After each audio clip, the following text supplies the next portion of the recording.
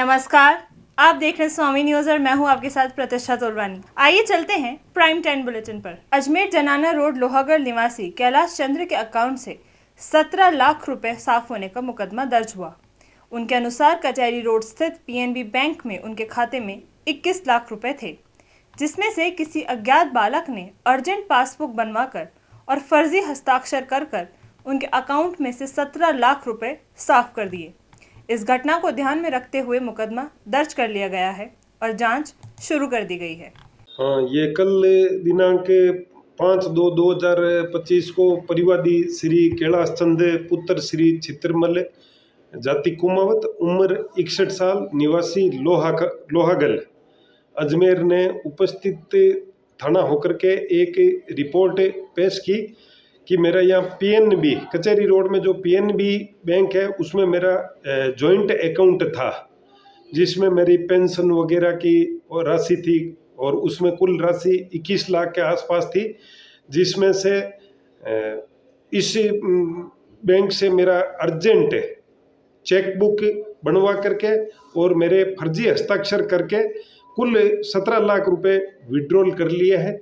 इस संबंध में मुकदमा दर्ज करके बहुत ही बारीकी से अनुसंधान आरंभ किया गया है और जल्दी ही ये इस प्रकार की किसने कार्यस्थानी की है, क्या मंशा रही है, हस्ताक्षरों का बैंक से रिकॉर्ड वगैरह प्राप्त करके अग्रिम अनुसंधान किया जाएगा। नामजद मुकदमा दर्ज कराया? नामजद नहीं है, इसमें इन्होंने आरोप लगाया कि इसमें बैंक कर्मचारियों की मिलीभगती हो सकती है।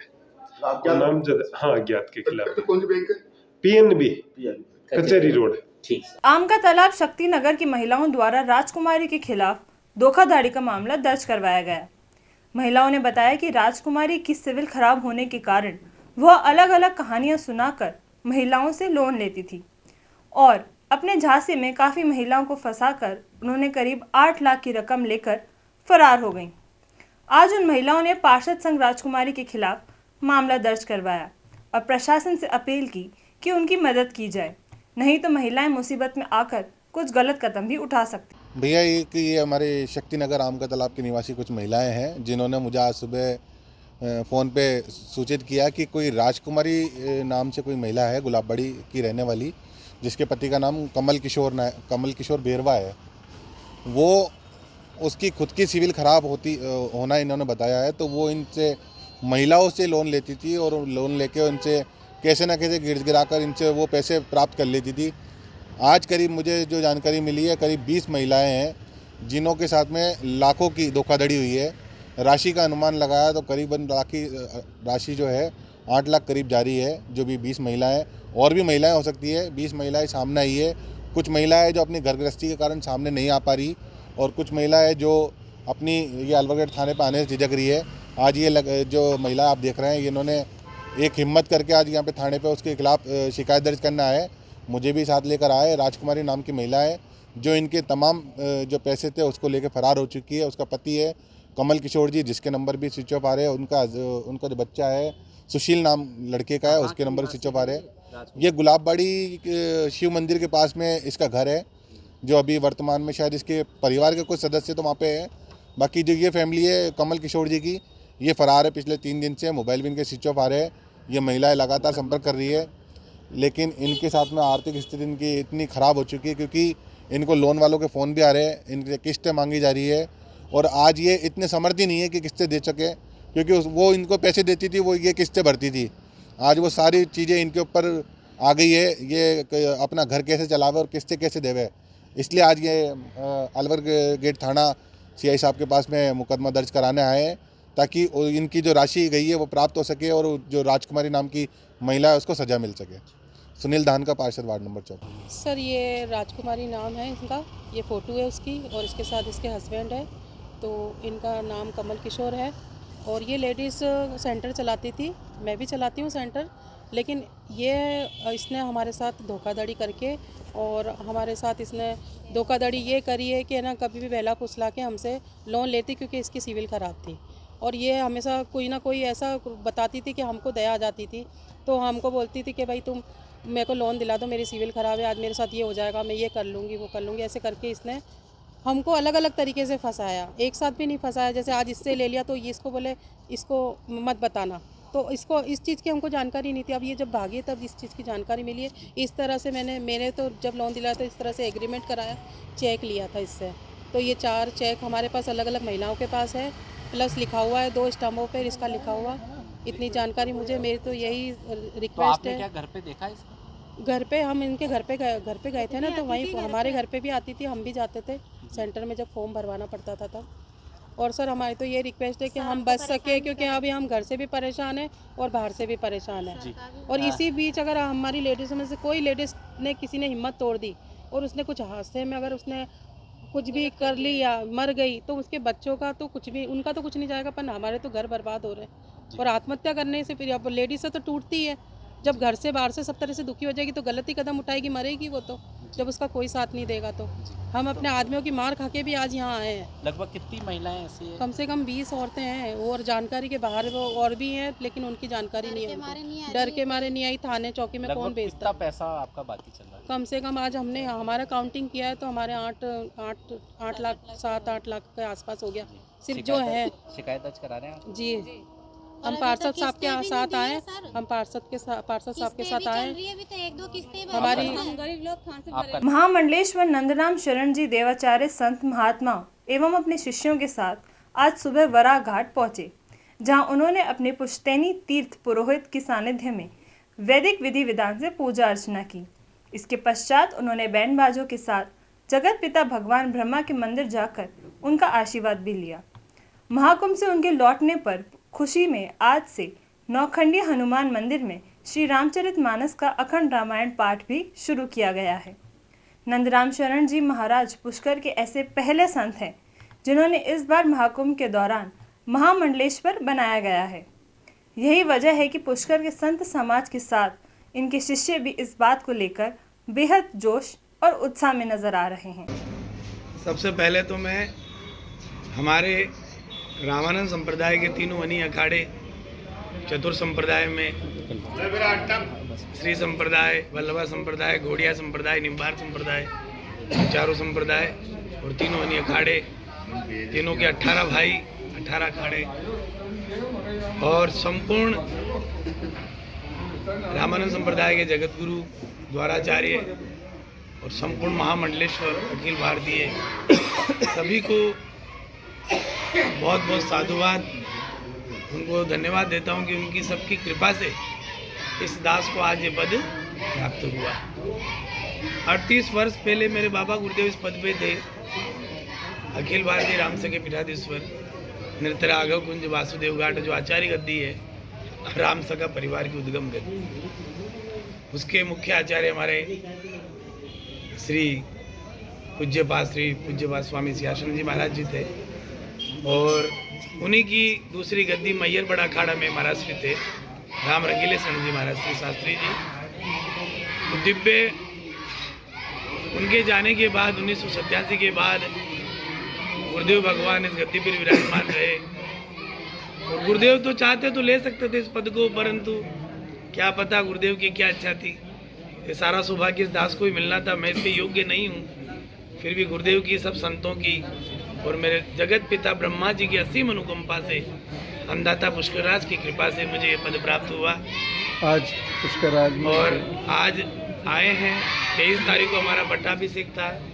आए हैं, आने के बाद हम अन्नदाता की सेवा पूजा करी, अभिषेक किया, सब समस्त संत समाज के साथ, परिकरों के साथ, राम सखा के परिवार के साथ। फिर जगत पिता ब्रह्मा जी के दर्शन करने का सौभाग्य प्राप्त हुआ।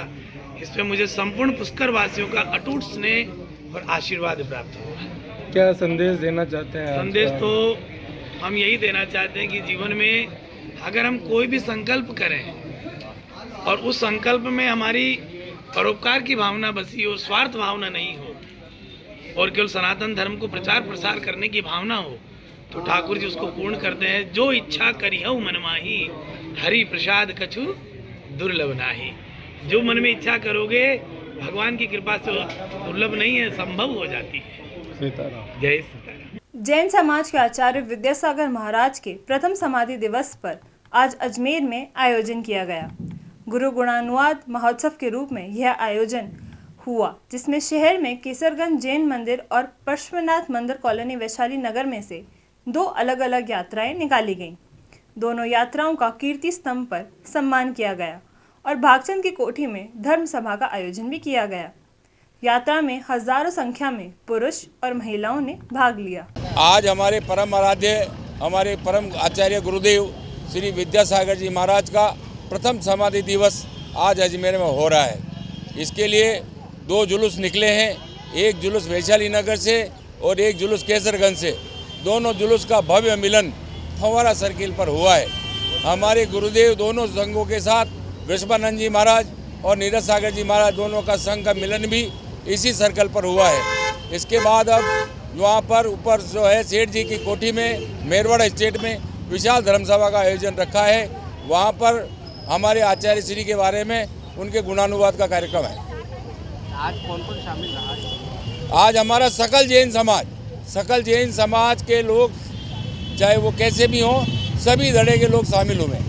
अखिल राजस्थान राज्य कर्मचारी संयुक्त महासंघ के कर्मचारियों ने आज महामुहिम राज्यपाल के नाम जिला कलेक्टर को ज्ञापन सौंपा।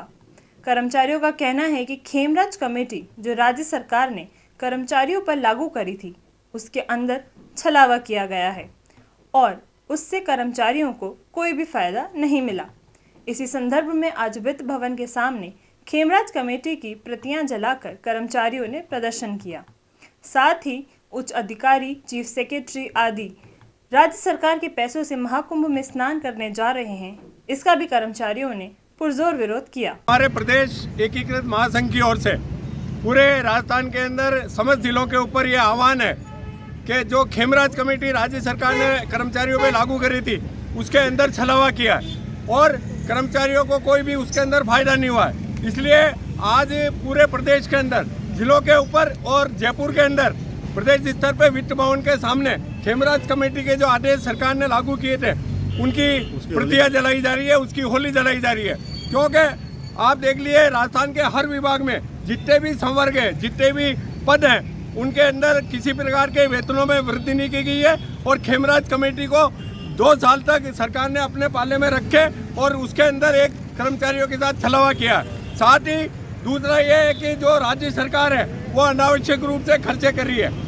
8 फरवरी को पूरा राजस्थान का मंत्रिमंडल जो कुंभ स्नान में राजकीय यात्रा पे जा रहा है सहपरिवार सहित, तो उसका भी कर्मचारियों ने विरोध किया है। इसलिए भी हमने आज महामहिम राज्यपाल के नाम पत्र सौंपा है जिला कलेक्टर के माध्यम से। क्योंकि जब राज्य के अंदर आप देख लीजिए कि आस्था की बात है, कोई बात नहीं, आप अपने निजी खर्चे के ऊपर मंत्रिमंडल को इसका वहन करना चाहिए। अगर यही करोड़ों रुपया अगर राजस्थान की जनता और राजस्थान के कर्मचारियों के लिए काम आता तो बहुत बढ़िया रहता। इसलिए आज हमने कुंभ के अंदर जो राजस्थान सरकार और मंत्रिमंडल सहित, परिवार सहित जो भी हमारे उच्च अधिकारी है, चीफ सेक्रेटरी है या डीजी साहब है, वो भी जो कुंभ के अंदर स्नान करने राज्य सरकार के खर्चे पे जा रहे हैं, उसका भी कर्मचारियों ने भरपूर पुरजोर तरीके से विरोध किया है। तो इसीलिए हमने आज ये प्रदर्शन किया है और होली जलाई है और ताकि सरकार को सद्बुद्धि आए। कांति कुमार शर्मा, जिलाध्यक्ष, अखिल राजस्थान राज्य संयुक्त कर्मचारी महासंघ एकीकृत। अजमेर में दिनांक 6 फरवरी को कनिष्ठ अभियंता संयुक्त सीधी भर्ती परीक्षा राजस्थान कर्मचारी चयन बोर्ड की ओर से आयोजित की गई। 54 केंद्रों पर 13,000 से भी अधिक बच्चों ने भाग लिया। इस परीक्षा में मैकेनिकल और इलेक्ट्रॉनिक विषय आए थे। परीक्षाओं के बाद विद्यार्थियों के चेहरे पर मुस्कान देखने को मिली। उन्होंने बताया कि परीक्षा में प्रश्न काफ़ी सरल आए थे। यह जेईएन का पेपर था, आरएसएस अधीनस्थ बोर्ड द्वारा कराया गया था। पेपर अच्छा था, तैयारी भी अच्छी थी और अच्छा हुआ एग्ज़ाम। किस तरीके के क्वेश्चन आए? क्वेश्चन टेक्निकल भी पूछे गए थे, जो कि ईएससी प्री लेवल के क्वेश्चन और जिसमें मल्टीपल चॉइस क्वेश्चन भी थे, और राजस्थान टेक्निकल भी अच्छा क्वेश्चन पूछा गया था। कहाँ से आए? मैं जोधपुर से आया हूँ, हितेश स्टाफ। बाड़मेर से आए। इलेक्ट्रिकल का पेपर था, बहुत आसान क्वेश्चन थे, ज़्यादा इसमें टफ भी नहीं था। थोड़े बहुत कंट्रोल सिस्टम से ज़्यादा पूछे गए थे और बाकी थोड़ा मशीन से कम ही थे। बाकी मैक्सिमम क्वेश्चन कंट्रोल सिस्टम से। सिलेबस से बाहर का कुछ नहीं, बाहर से कुछ नहीं था। आपका नाम? रमेश कुमार। तो ये थी दिन भर की खास खबरें। इसी तरीके से आप लोगों के बीच फिर मौजूद होंगे। जब तक देखते रहिए स्वामी न्यूज़।